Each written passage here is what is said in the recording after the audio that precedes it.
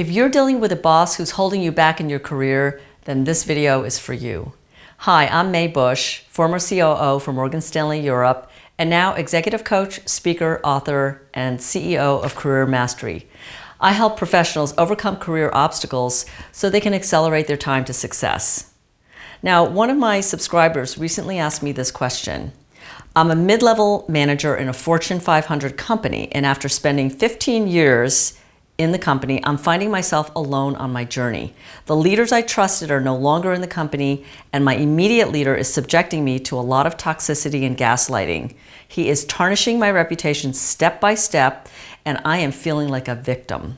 I was due for promotion, but he has turned the entire leadership against me. I want to stay in the company, but he has made it impossible for me to stay. What should I do?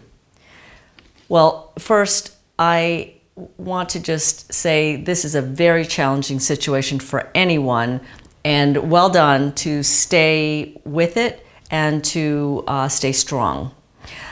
As I read this, I thought of three things.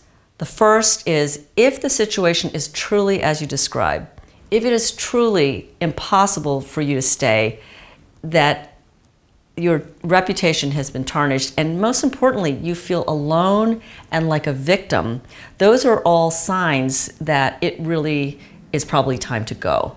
And it sounds like you've enjoyed your career there, but things have really changed. And when things have changed, then sometimes you have to cut your losses and move on to move forward. The second thing is, make sure that you are taking care of yourself. Self-care in these kinds of challenging situations is so key. Don't let anybody harm your confidence. When you're feeling like a victim, when you're feeling alone and isolated, that's really an important warning sign to make sure that you're reaching out to your community of support and taking care of yourself physically, mentally, spiritually, in every way. So give yourself grace.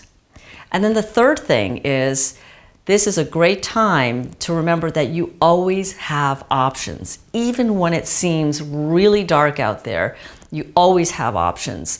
And one of the important things is to learn to create new options for yourself, because when you have options and know how to create options, then you can make choices. And that's when things get really interesting and positive for your life and for your career.